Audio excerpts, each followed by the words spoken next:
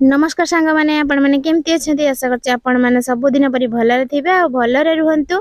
आज आसते देखिबा अंजली हांडीशाला रे कंचा आचार बनिला। तो कंचा आचार केमिति प्रस्तुत कलु आ कोन कोन सब पकेलु केमिति प्रणाली देलु आसंतु देखिबा। तो प्रथमे सोरिष आउ हैला हमरो मेथी मेथी आउ हैला पान महुरी की थाली को ढाली की भल भाबरे ताकू सुखई दबा खरारे। तो मुझे खरारे सुखई देइथिले एबे मोर हे गलानी। एबे पान महुरी की हमें प्रथमे गुंड कर देबा भल से। देखंतु हमर पान महुरी भल भाबरे गुंड हो जाइछि। तो तापरे पाळी आसला मेथी की भी भल भाबरे गुंड कर देबा। आ आचार देला बेले मेथी को भल भाबरे चलै देबे। एबे हमें सोरिष को गुंड करिबा काहे कि ना एबे हमर आसिला लाल लाल लंकार पाळी। तो एबे लंका को हमें भल भाबरे गुंड कर देलु। देखंतु केते सारा आंबो आछि। तो अधे आंबुल हबो अधे आचार हबो। तो ये सब आंब को आम ये ढाई देइथिलु कहीं गरम रे सिझी जीवर हेले। तो एबे आमे कोन करबा ना आंब बाछि बाछिका किछि नै जिबा आचार पई। तो मुझे गोटे ढमरे पानी आनिली पानी रे बाछि बाछिका बड़ बड़ आंब कहीं जेड़ा आचार बनिया पई भल हबो से आंब सब बाछि कि आमे से ढमा पानी रे पकई देलु। ताको भल भाबरे धोई धाई दबा। प्रथमे तो आमे मसला तैयारी कर देइछु भल भाबरे धोई दबा। तो धोई सारला परे मुडे छाणी की रखी देइतली। तापरे आंब सब काटी की देखंतु रखी देइछि। प्रथमे मुडे माने मिक्स करिया पई गोटे बड़ जागा नेइछि सेति आंब रखी की ता देहरे प्रथमे हळदी गुंड पकई देलु। हळदी गुंड भल से पकई की ताको एबे जति की हळदी गुंड लागिबो ताको पकई सारला परे एबे मसला आमे दबु।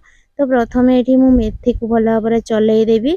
तो देखंतु मेथी की भल भाबरे एठी चलै देली काहे ना खदड़ नहले रहितिबो। तापरे एटा हला हमर पान महुरी की भी टिके चलै देबा काहे कि टिके टिके खदड़ बाहरिबो। तो मो पान महुरी भी चलै देतिली। तापरे पाळे आस्तिला सोरिष को भी चलै देतिली। आ जीरा गुंड अल्प किछि दिया हैछि। तो एबे अधे मसला हमर पड़ी गलानी। तापरे कोन करबा ना लंका गुंड सब जति की ग्राइंडिंग करथिली सब तक लंका गुंड दिया जिवो काहे कि ना आचार खट्टा खट्टा को राग राग लागिले भल लागिवो। तो सेति पई मु जति की ग्राइंडिंग करथिली लंका सेति की देई देली। तापरे स्वाद अनुसार हमें लूण देई देबा। देखंतु मु अल्प किछि लूण देइथिली आ टिके लूण देली। एबे हमर पड़ी गला सब मसला। तापरे पकेइबा कला जीरा। तो कला जीरा पकेइबा प्रथमे मु तेल गरम करके ठंडा कर देइथिली। तो एबे हमें तेल को देई देबा ता देहरे देकी भल भाबरे मसला को आंब सहित फेंटेई देबा। तो हमर एठी तेल ढळा ढळी सरी गलानी। एबे कोन करबा ना भल भाबरे मिक्स करि देबा से सब मसला को भल भाबरे गळे देले आंब सहित मसला गुडा को भल भाबरे लागि जिवो। कलर आसिया पई हमें जो काश्मीर चिली पाउडर देई देलु अल्प किछि। तो दे सला परे एबे हमें भल भाबरे फेंटेई सालुनी। एबे हमर पाळी डबारे पुरेबा पई। तो मु डबारे अल्प टिके सरिष तेल देई देइथिली। तापरे एबे सब तक आचार को पुरेई देबी डबारे जेति की धरिबो सेति की देबा। तापरे खरारे बसेले जोरी जीवो ना। तो सेति पई मु दीटा डबा कर देइथिली। ए डबाटा फुल हे इतले तो सेति पई मु आ गोटे डबारे पुरेई देइथिली। तो देखंतु मोर गोटे डबा फुल हे गला। एबे तेल अल्प किछि देई देबा। तापरे परे आउ तेल ढालिबा जरी गला परे। तो एबे मु तेल अल्प किछि देई देइछि। आ गोटे रे भी डबा अधा हेछि अधा नुई माने आउ अल्प टिके देइथिले फुल हे थांता। तो तेल देकी भल भाबरे ताको एबे मिक्स कर देकी रखि दबा।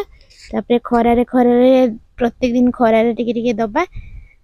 तो एठी हमर डबारे आचार रही गला कंचा आचार। तो किछि दिन पई हमें खरारे दबा। एबे भी तेल ढाली देतिले भल होई थांता जेहेतु तेल अवेलेबल नथिला। तो किछि दिन पर ढाली रे भी चलिबो। तो खरारे टिके सुखी जाऊ तापर तेल ढालिबा। तो एठी देखंतु हमर कलर केमती चेंज हे असलानी। प्रतिदिन खरारे दिया होउची। एबे आउ टिके अल्प सरिष तेल देई सारला परे ही किछि दिन पई रखा जिवो। तापर